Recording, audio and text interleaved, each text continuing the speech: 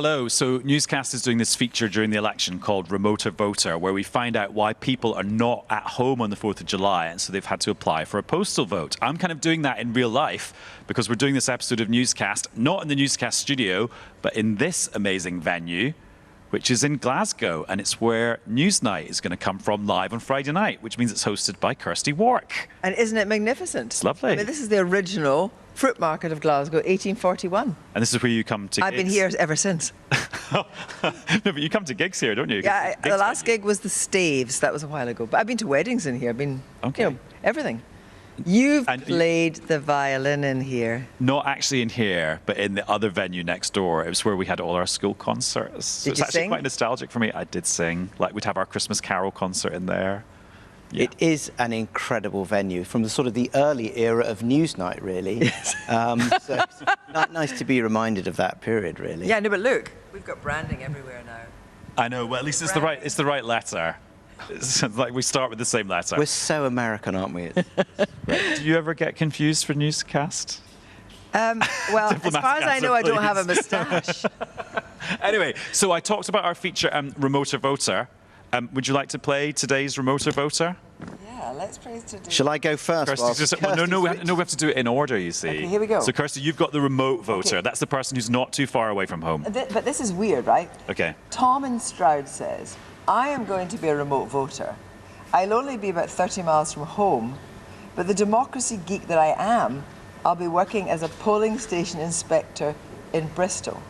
Right? So why not be a polling station inspector near where you live, 30 miles away, and vote? Why? Is it just he wants to... Can I be a radio geek and remind you to hold your microphone?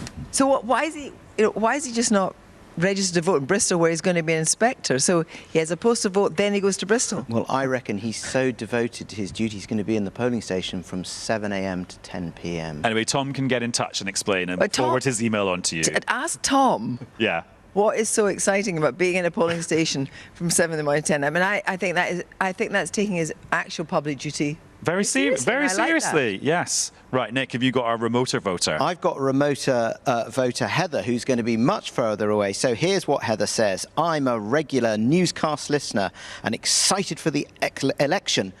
I'm going to read that again. Please do. I've got remoter voter Heather, who's much further away, and she says, I'm a regular Newscast listener and excited for the election! !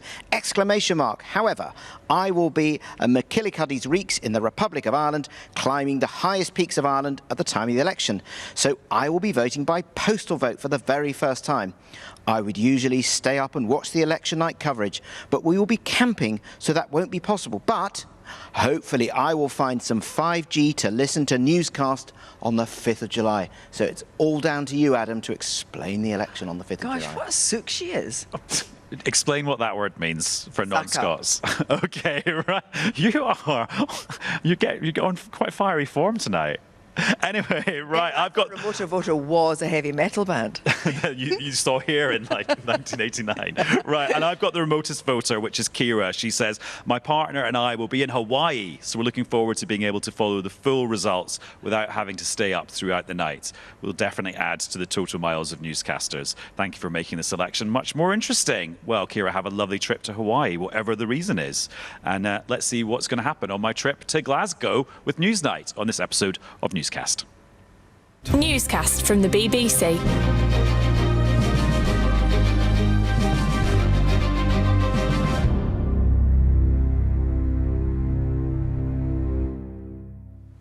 Hello, it's Adam, not in the Newscast studio, but hanging out with Newsnight.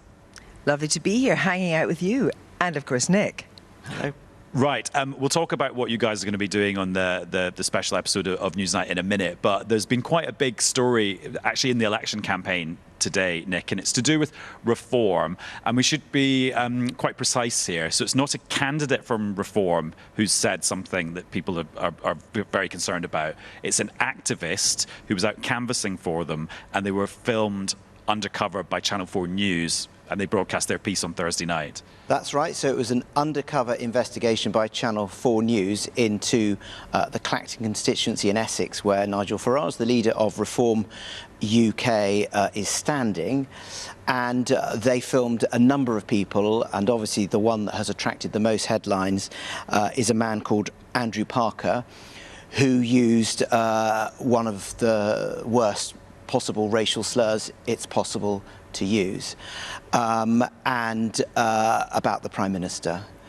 And today the Prime Minister responded, and you could tell that the Prime Minister, who, as I understand it, has said and spoken about how he encountered this racial slur as a younger man, as a teenager, decided to address this and decided to actually repeat the racial slur. And Rishi Sunak said that he thought very hard about doing that, and he felt the reason why he needed to do that is that people need to hear the language that was used. And he talked about how his daughters are having to see a Reform UK campaigner using this language. Now, it is important to say that Reform UK are saying that this man, Andrew Parker, who described himself as a party activist, they're saying that he wasn't really known to them until he turned up, and they found out that he was an actor. So therefore, they are saying that there are big question marks over this. Nigel Farage is saying that this is the biggest stitch-up he's come across. Channel 4 are saying they absolutely stand by their journalism. And Andrew Parker, he told PA Media that, of course, he regretted what he said.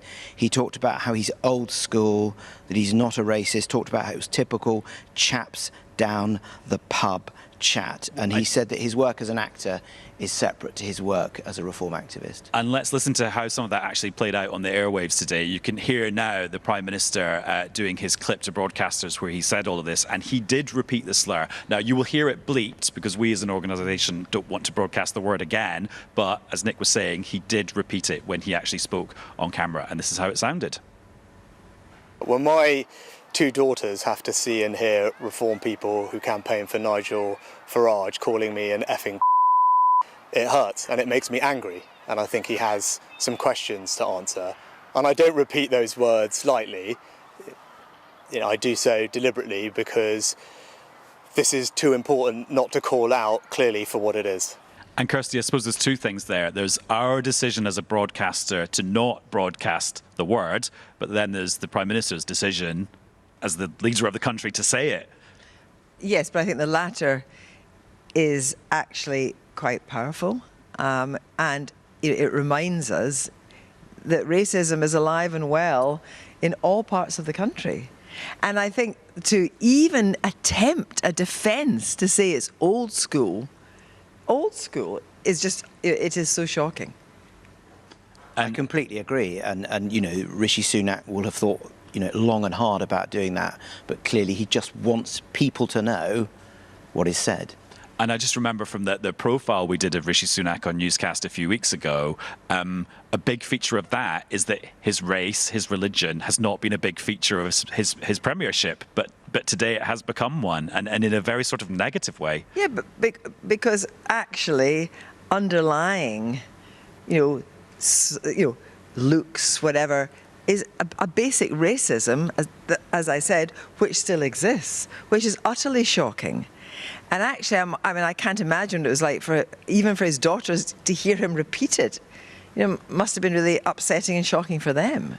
Let's hear from Nigel Farage, Reform UK leader now. He was reacting. He's been on various places. He was actually on Loose Women on ITV at lunchtime when this was all blowing up. And then the BBC managed to get hold of him, and he was interviewed by our colleague Joe Pike. This man, Andrew Parker, appeared in our office on Saturday, went out canvassing and came out with an endless stream of invective. And when I saw it, I thought, this doesn't really ring true. No one speaks like that. It went on and on and on. Overnight, I was told he was an actor. The Daily Telegraph contacted him. He denied being an actor. We contacted him. He denied being an actor. Later on in the morning, he now accepts that he is an actor. I looked at his website. I saw some videos. He's a very well-spoken actor. Just because he has acted in the past doesn't mean he was acting in any of those comments, though, does it? He's a well-spoken actor, but he does what he calls rough speaking. From the moment he arrived in the office at Clacton last Saturday and he bowled up and spoke to me, he was rough speaking. You think he was faking it? He was acting from the moment he came into the office. I 100% believe This whole thing is a total setup. And you know I'm going to say this, but there's a good reason for doing it. A full list of candidates in Clacton is available on the BBC News website. Nigel Farage is distancing himself from Andrew Parker, who made the most incendiary remarks, saying we found out he's an actor and there are big question marks over it. So they would believe and hope that they're able to say he's not us, but there were other people caught saying offensive things, and this is not the first time that this has happened. But it's back to where we started. Like, this guy isn't a candidate, so it's not like he can be suspended or kicked out of the party or withdraw their support for him in the election campaign, because he's, as far as they're concerned, just a guy who turned up. Well, they're basically saying he's not us, and the people that they do know were part of their team have been dismissed, so they would draw a distinction on that.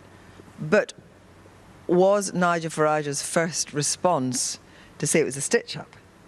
I mean, his first response surely should be say this is utterly shocking and should be condemned by everybody. Obviously, people were kicked out, but his first response surely was to say this is utterly shocking. Well, and we should be transparent, because we're recording this episode of Newscast at about 6:30 on Friday evening, and on BBC One at 8 o'clock, Nigel Farage will be in front of an audience in Birmingham doing getting the question time treatment that lots of the other leaders got a few days ago. So by tonight, we'll be able to see how he responds in front of a bunch of people rather than a bunch of journalists, and also how the audience reacts to his response as well, which will kind of give us another data point for what this actually means for the election campaign. Kirsty, you're going to be doing the election night coverage from Scotland on Thursday night. Do you think Reform UK will be a big part of the Scottish picture? Well, I mean, it's going to be a part of the Scottish picture because, as we know, Reform are going to stand candidates in every seat. And in the Aberdeen area, for example, things are tight between Conservatives and SNP. So it just needs a few Reform votes to make a difference. So, that is the Reform issue, isn't it? It just digs into the Tory vote. It might dig into the odd Labour vote as well, I have to say. But I think that's where you're going to see it. You're not going to see, I don't think, I think Reform would say this themselves, they don't think they're going to see any Reform MPs in Scotland. But that's not really what this is about. And then, Nick, zooming out to the whole UK, what does the data tell us about how Reform might be doing? And bearing in mind, last Friday, we were all talking about Nigel Farage's interview with Nick Robinson, where he said, well, actually, maybe the West should have been a bit more careful with Putin and he wouldn't have invaded Ukraine. Well, when Nigel Farage last week told Nick Robinson that the West had provoked Putin, although he was careful to clarify that invasion of Ukraine was wrong, that did appear to sort of have a little bit of a modest dent on Reform UK's vote, which in the few days after that did seem to dip a bit. Now, obviously, usual caveats about one poll, but there is a poll out tonight from Whitestone Insight that's done for the Express and the Daily Mirror, and that's got Reform UK on 21% and the Conservatives on 18%. It's one poll. It's not one of the big polling companies, so let's be cautious about it. But you can bet your bottom dollar that Nigel Farage will pick up on that and say, look at us, don't we present a threat? I think the general view has been that Reform was bouncing around the 16 to 18% mark. Now, the problem for Reform is that because their vote is distributed quite evenly across England and Wales, that's quite a nice percentage figure, but that is not going to yield you many seats. And you could have a scenario where Reform has a noticeably higher percentage than the Liberal Democrats, but the Liberal Democrats don't need a high percentage to get a reasonable number of seats because they can be concentrated in the areas that they want to be concentrated in. Kirsty, how is your cramming going for Thursday night? Because you need to know all of this. The cramming, well, the thing you know it all already, but you need to know it in even more detail. What happens with cramming is that it goes in quite easily. It goes out just as easily, like a bullet. And so it's a case of, I'm just going through the constituencies, God, thank God there's only 57. Remember when there was 72? So yes, I'm doing my cramming, But I mean, one gets names wrong all the time if one does not write them down in pieces of paper in front of you, which I have lots of pieces of paper always in front of me. Because the great David... What is your name again? Not Because the Nick great Watts. David Butler, he would say, yes, I mean, the Pathologist. thing about the result in Coventry East in 1964 compared with the result in, and then would reel it off. I mean, it's just, I've never reached that level quite, has to be. And I'm not going to talk about the boundary changes and how all the constituencies have changed their names, because I do that every time we have this conversation. Kirsty, I've got another question for you. This is from newscaster Alex, who says, I've noticed, this is quite funny, Laura Kay's use of the word swithering to describe certain voters, both in print and on air. Where does this word come from? Is it a Scottish word or a Lauraism? Or is it one of the current fashions for mashup words? It's a mashup of swinging and dithering. I think it's divvying. I don't think what it is, but I don't think it's a Scottish word. Swithering. It is a Scottish word. It's not a Lauraism. It's definitely. It's a Scottish word. Is it really? It definitely is. Okay, what's the etymology of the word? I don't know. I haven't looked it up in my Scottish dictionary. Swithering? My school teachers used to say, like, when you're choosing what options to do for standard grade, for example, which is what we call GCSEs in Scotland in my day, and you're like, oh, do I do biology or do I do chemistry? They'd be like, come on, stop swithering. You've got to decide. Okay, well, I never heard Donald Dewar say swithering. And what Donald Dewar used to do was... The father of the Scottish Parliament. Use as many Scottish words in the Commons that he could, so that they would have to be written down and would enter Hansard. So when Donald was on his feet, he would make sure that there were Scottish words, which then had to be taken down by people saying, did he really say dreich? Nick, do you know what dreich means? Don't, sorry. It means kind of grey weather, kind of like meh weather. No, you don't get that in Scotland bit- right enough. a He was bit obviously thinking of it somewhere else. Also, we should say there's an amazing statue of Donald Dewar just up the road here, There isn't there? Outside the There concert, is. the other concert hall that's here. Another thing that's cropped up, and I don't know if you've heard this from people, is about postal votes in Scotland. And of course, that's a bigger deal possibly in Scotland than elsewhere, than in England, because the Scottish school holidays start. Well, do they start now? Some start on Wednesday, some start today. So actually, more Scottish people are going to be away on holiday than That's English right. people And there was probably. some delay in postal votes getting there. And then, of course, the general issue is with postal votes is we have so many wee islands that they've got to get those votes back. You've got to get them into the centre, which would be, I think, probably in Stornoway for a lot of these votes. And I should say, just on that postal vote story, John Swinney, the First Minister, has said that he's very concerned that some tight contests could be affected if people haven't got their postal votes. BBC Scotland have spoken to quite a few people who said they're still waiting for theirs, but the Electoral Management Board for Scotland said that there have been some difficulties, although Royal Mail have denied that there's been any backlogs. Examples of people going on holiday, they haven't got their postal vote, and it's too late to get a proxy. Yeah. So they feel they're disenfranchised. That's right. Yeah. What are you actually doing on Newsnight tonight, by the way? Discussing what the word swithering means? Will that feature? Well, I certainly know now. It could be one of the questions our politicians, one of the easier questions our politicians have to answer. But we have Scottish leaders here hearing what a number of voters here make of issues like migration, cost of living crisis, and indeed independence. So tonight we have got Kate Forbes, who's out and about, Ian Murray, who may well be the new Secretary of State for Scotland if Labour wins the election, Alex Cole-Hamilton, who likes to put a flutter on, we understand, He has and has done a few flutters, who is the leader of the Liberal Democrats in Scotland. Not a flutter, by the way, on the date of the election. Miles Briggs from the Conservatives and Patrick Harvey from the Green Party. So they're going to be in here. And we're going to have a whole bunch of voters, and we're going to be live tonight at 10:30. And that's quite an august panel, isn't it? Because, Panel. Kate Forbes, very nearly leader of the SNP, could have been First Minister, maybe will be. And she is a star in their firmament. Yeah, Patrick Harvey, he was one of the Green ministers in the Scottish Exactly. government, whose departure kicked off the whole Well, it wasn't First so much Minister shuffle. Well, yes, but I mean, the whole point was that they booted the Greens off their coalition, remember? Oh, yeah, so his departure, which was not his choice. Yes, yes. I don't think when he walked into Butte House, he thought he was going to be walking out with the message he got. And then Ian Murray's important in kind of Labour history because for a long time he was the only Labour MP Yes. and was the symbol of just how far... Well, he's the only Labour Scottish- MP. Michael Shanks, Rutherglen. Well, by-election. So by-election. Yeah. Sorry, I take that back completely. The Rutherglen by-election, the famous Rutherglen by-election, of course. Ian Murray, I'm not sure he's very good friends with many people in the SNP. Nick, here's a question we've had sent in that maybe you will know because it's not based on Scottish slang.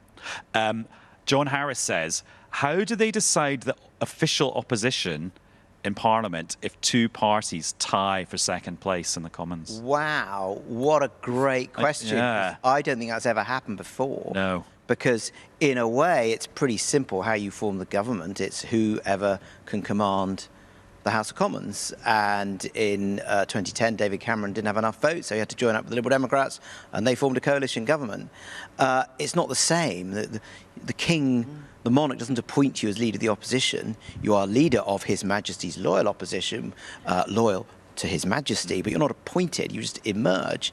So if they were tied, who knows? What would you do? I suppose you could say, well, who's got the most votes? But then Parliament is all about seats. So maybe, I don't know, maybe to have a job share. Well, it kind of matters, though, doesn't it? Because the leader of the opposition, well, you get that. There's a particular spot for you in the Commons that comes with privileges, like doing PMQs and being the person that gets to ask 6 questions. And you also get salary as leader of the opposition, don't you? Oh, leader of the opposition gets a salary, they get a car, and there are other salaries, like the opposition chief whip gets a salary, the pairing whip gets a salary, all that sort of stuff. And as you say, the leader of the opposition gets 6 questions at Prime Minister's questions once a week, but also you get sometimes the ability to have opposition day debates more than anyone else. But also when legislation passes through, there's the usual channels that meet, which is the government chief whip, the opposition chief whip's office, and you are absolutely at the heart of allowing Parliament to function, which is why those people who are involved in that get salaries. If it's tied, then yes, that would be very interesting how that would work. We've got some more questions, because Kirsty, actually what we do on Friday's newscasts in this campaign is we've got a kind of new tradition, which is answering people's questions. I should have explained that's the section that we're in now. Oh, is that why you asked me about swithering? That was yours. No, that was from newscaster Alex. Oh, Alex. Right, newscaster Sam says, if the swing in this election is larger than normal, and that means there are loads and loads and loads of new MPs, as opposed to just lots of new MPs, how do they get inducted into Parliament? Who teaches them where they need to be and when, and how to be an MP? Well, they're all getting ready for it. I was there the other day. There are big posters up. Please come this way. Yeah, there's basically like a sort of reception centre. Yeah, they've all got their Is there a badges. playground as well? There's no playground. Yeah, absolutely. They've all the officials have got their badges. There are the tables set up. It's come here. Here's your computer. Here's your email address and all that sort of stuff. The challenge is to get an office. That's the big deal. And that involves sucking up to the whips of Well, your because in party. Parliament it's all location. All isn't it? location. And That's why Kirsty Allsop was there last week. I saw her. She's like helping them find the best office. I remember, what year was it? Maybe the 2015 election. And that was the first time that the Commons authorities had got serious about, oh, actually, it's quite a big deal becoming an MP and it's quite a weird system. We should maybe put some effort into like holding these people's hands. So that's when they first set up their big reception centre, and they let us journalists come in and see it. And we saw where they got their pass and they got their picture taken. But basically, if you were a new MP, you got given a little green badge that you put on your lapel. And so I borrowed one just to do a piece to camera for my piece. And That's they'll be wearing badges. impersonation. What? No, because it was very clear. I was just doing it to illustrate. Because, of course, we can Okay. imagine what a badge looks like attached to someone's jacket. And I just thought, if I left this on, I could cause total chaos. What if I ended up accidentally as an MP for somewhere? Exactly. I mean, it would have made my job as a journalist a lot easier. yeah. Because there's bits of Parliament MPs can go to that we Because there's couldn't. lots of spaces under people's desks. I mean, literally in some offices, people huddle in corners, don't they, to get a space to sit. Well, sometimes you're lucky just to find a table on the committee room corridor, which is, pretty busy. And you see, to begin with, MPs just... If you wanted to share with somebody, who would you want to share I was going to with? say not to get overly Scottish, though, but remember Blair and Brown, that's how they became mates, wasn't it? Yeah. They shared an office. But remember, that I was can- sorry. not the first... Kirsty was about to tell an anecdote about Yeah, you Gordon tell me, Brown. Joe. No, I Were you? wasn't. I was about to tell an anecdote about Tony Blair, Oh, actually. go Yeah, ahead, go go for it. ahead. It was the Labour Party conference, and it was in Inverness, and it must have been in the when was it? It was mid-1990s, and I can remember George Robertson coming up to 2 or 3 of us at the BBC and saying, "God, I have someone I really want you to meet. So impressive, so impressive. I think it's going to be Prime Minister." And I said, "Oh, really? Sure, okay." And then we went, and there Tony Blair came in. I mean, honestly, he did look about 25 then. And we were like, okay, that's fine. Walked off, thought, wow, George Robertson believes in him. Yeah. But then George Robertson said, devolution will kill nationalism, stone dead. So He wasn't right about everything. Oh, but that then makes me think back to that period, because actually at that point, I mean, Gordon Brown was actually the one out of those two that was going to be the Prime Minister, wasn't it? Or have we sort of all misremembered that period? George Robertson, took certain precautions if he was going around telling people that Tony Blair was the future, because Gordon Brown was not amused at all. Yeah. He never forgave. I mean, Kirsty will know this so much better than me, but in 1994, after the tragic death of John Smith, the Scotsman ran a poll of, I think, Scottish Labour MPs, which showed that Tony Blair was ahead of Gordon Brown. Yeah. Gordon Brown never forgave the Scotsman for that. But remind me, because I think I'm wrong about the date in that, of course, because Tony Blair became an MP... In 1983. In 1983. So this was the late 80s. This is when George Robertson said this to me, late 80s. Talking about Gordon Brown, do you reckon he'll be back in a big way if there is a Labour government? What's the gossip in Scottish political circles? I really don't know. I mean, he did that big supposed commission on the future of the UK, and there's no sign that Kirsty has been particularly talking about that. I mean, one of the recommendations in that, which was supposedly to bolster devolution, was that things that were already devolved, you could then make international treaties about things that are already devolved. But I'm really not sure that's. I was talking to one of Keir Starmer's allies about that work by Gordon Brown, and they were saying, with this tone, this is a very, very, very serious piece of work by Gordon Brown, very serious. It's so serious that it clearly needs a government to study it at great length. Over a considerable period of time. And perhaps if we're lucky enough to have a third or indeed a fourth term, perhaps we might want to enact some of these ideas. As I understand it, Keir Starmer's been on a bit of a journey where about sort of 18 months to 2 years ago, he was in sort of Gordon Brown land, and he's now moved on from Gordon Brown land, and he's in Tony land. Last one for you, Kirsty, and this is a question from me rather than from newscasters. I'm looking at all these seats that are now, in a few hours, will be filled with audience members. What's it like when you're presenting Newsnight, a TV show, but basically it's almost like a theatre show for one night? Well, I think at a time like this particularly, it's great to hear what people actually think when they're put in front of politicians, because that's really what an election is meant to be all about. This is, years ago, there were hustings everywhere. People went out to lots of hustings.